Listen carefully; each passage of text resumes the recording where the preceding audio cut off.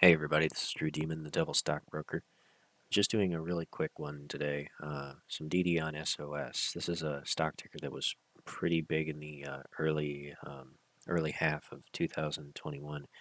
Um, the company got shorted pretty heavily after Hindenburg, or I'm pretty sure it was Hindenburg Research, that published a short report on SOS that said that the company was fake, it didn't exist, their address went to a hotel room. Um, and it just got absolutely hammered from there.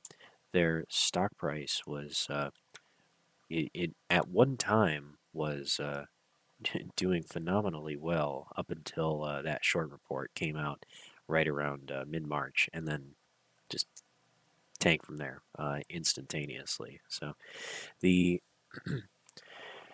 interesting thing about the company is that it's starting to throw signals for us.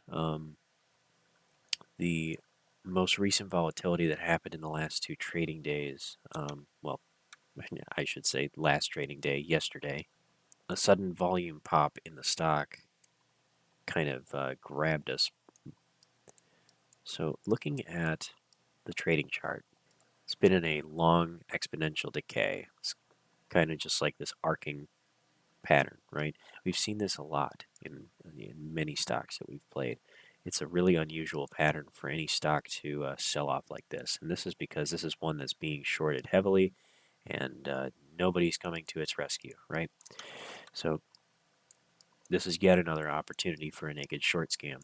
This company in particular, um, we're still doing some research into what exactly it is that their product is, what their service is, but just based on the technicals, I wanted to put this in front of everybody and make note of some very interesting factors, particularly that we have what we're coining here at Hell's Trading Floor as Hellish divergence. Thanks, Jackson Hunter, for that little moniker. The OBV is plateauing perfectly flat at just under 1 billion shares on balance after a meteoric rise and then sell off. This sell off has not resulted in a fall in the OBV, uh, at least not in a way that indicates to us that it's truly sold off. There's a lot of people that are still holding up at the top. So a lot of these shares are being held in retail and I would presume some institutional hands. And what's interesting is that after this huge gap down, we continued this pattern of sell-off. And if I were to compare this chart to another ticker that you've likely all been paying attention to, you may notice that Progenity also did something very similar. Now, see this long sell-off? Note the orange line. Progenity had a long sell-off with multiple gap downs and volatility going straight down until eventually it bottomed out here at 69 cents and 87 cents. And from there, it had a very brief short squeeze period um, that went from late September all the way up to the end of November.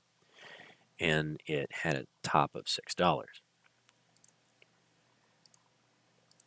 Now, SOS has something very similar going on where it has it's created this exponential decay curve and then a sudden gap down, and it bottomed out here into consolidation for the last month of trading almost. And all of a sudden we've got this strange volume pop. So this got our attention. Um, Part of what we believe may be driving this is the options market. So let's take a look. So this is our Scourge data that's looking at recent short volume from FINRA. The opens, highs, lows, and close of the price for each day over here. And then throughout here is the volume, short volume, and the short exempt volume. The short exempt, if you remember, are those shorts which are exempt from the reg show filings that market makers are permitted to use during, quote, bona fide market making activity. And what we have theorized is that short exempts are not being used ethically or responsibly, that they are in fact being used to control the price so the market makers can make the most money off of options expiration. So let's take some of this into account. The short exempt ratio, if you remember, whenever we see a stock that is rising above 95% utilization, makes the stock very hard to borrow, and therefore market makers are forced to use short exempts in order to control the price. The short exempt ratio is the short exempt volume divided by the short volume. And in this scenario, we believe that 3% or 3.0 or greater is the magic number for the short exempt ratio for a signal that market makers are losing control. Comparing that with the rate of change, we can see there are certain days when the rate of change is notably in favor of market makers who are trying to keep the price down. And we see that this kicked in as soon as the price started to peak above 75 cents. As soon as that happened, the price started getting slammed during high volatility periods, rising more than 12% on the day just because of movements between 10 and 12 cents. The short exempt volume and the short volume over total volume indicates that the stock has been shorted more than 50%. That is, more than half of the volume on the stock is being short volume. And then finally, the 5-day simple moving average, moving up steadily towards the high side, with the most recent day, yesterday, having a massive move all the way up to a high of 0.968, where it closed at 0.923. The 6% rate of change in the simple moving average is a very early indicator. Normally what we're looking for is for the 5-day SMA to stay above 5% for a 3-day period. And the reason we do that is because that indicates that there is a lack of control by market makers in order to keep the stock's price down. So why would they want to be keeping the price down? Well, for one, there's a tremendous amount of short interest, and I suspect that a lot of these shorts are probably outstanding from market makers who have either been protecting certain hedge funds or maybe acting in a way that is not bona fide market making, that is taking a long or a short position and holding that position because they believe that there's profit to be made there, which is one other possibility. And that would not be ethical or bona fide market making. That would, in fact, be acting as a hedge fund. The utilization was over 94% yesterday when we closed this out, with over 15% of the free float short at 34 million shares. We leave ourselves with a float of the float is roughly 45.9 million according to Yahoo's data. But with the short interest of 3.4 million and that being 15%, we estimate that Ortex is tracking against the outstanding shares, which is a little over 200 million. Now, what we notice in the options chain is that yesterday there was a tremendous amount of call volume, extremely massive call volume. It's just tremendously unusual. The strikes and the expiration for the 18th and the 25th of February are particularly notable, with the open interest climbing rapidly on these. And yes, it is possibly a hedge. That could be the case if the stock were to rise over a certain percentage.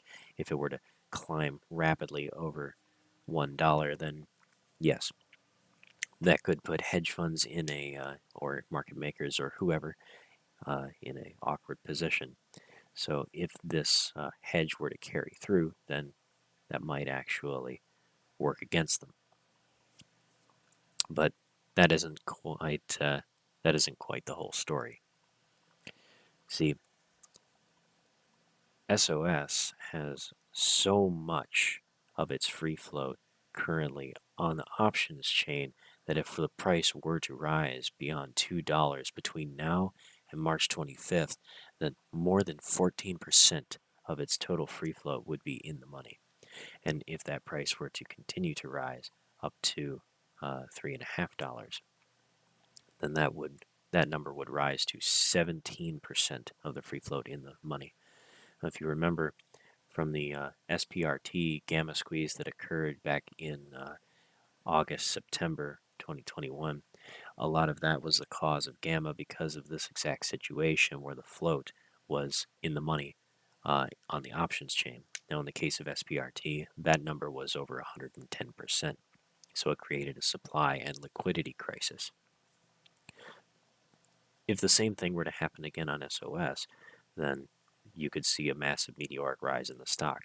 The problem with market makers is that if they are hedging against a massive short position, or if there's a hedge fund that's hedging against a massive short position, then what may end up happening is that those calls can actually work against them. Yes, it can save them in the event that their position were to go awry in the time that between now and Friday, but I don't think that this is actually a hedge because it's so close to the money or so close to expiration. It kind of defies that logic.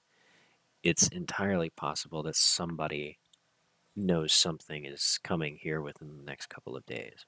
Going a little bit further, if we look down at the breakdown by the expiration, we also see that March 18th and March 25th have a high amount of bullish volume. Most of these are in the form of call options. So the premium here is what's significant. Note that the amount of premium or the value on this coming Friday is so significant, and these calls were particularly cheap, being that all of those were at the price was only at 70 cents when it started the day, or 69 cents when it started the day, and it climbed up to almost a full dollar. The volume that brought into this stock and the attention that it brought in, as it made a 35% gain on the day, really got a lot of retail attention. And that's why I don't think that this is a hedge. I think that this may be premium brought in by a significant amount of retailers that are, well, trying to make a buck. Let's go ahead and take a look at the flow for today.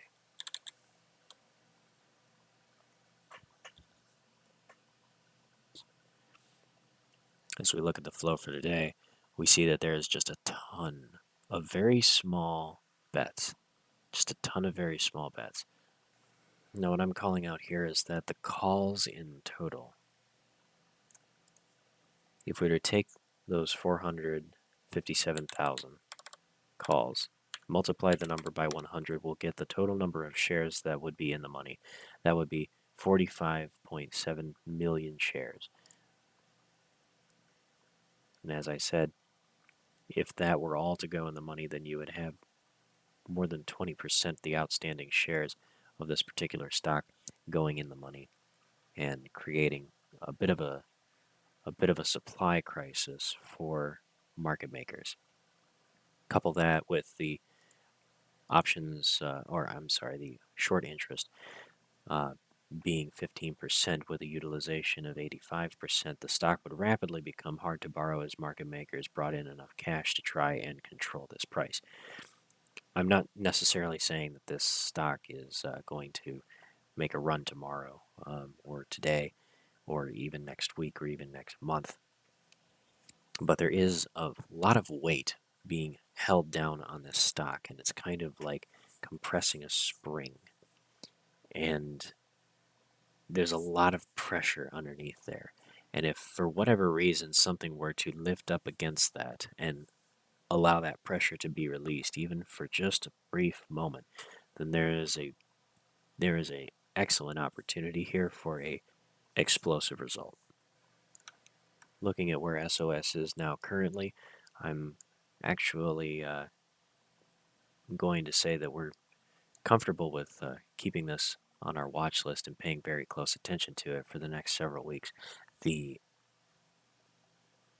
chance that this were to stay where it is and continue to consolidate is rather high, and maybe even continue to sell off.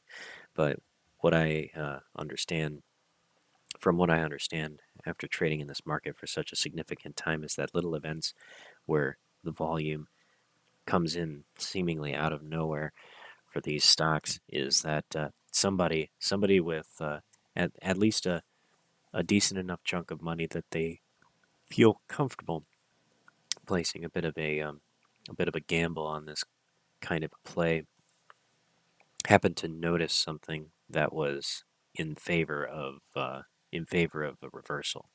And given how oversold this stock is, just on the daily chart or especially the weekly chart, the it just seems to me that there's an opportunity here.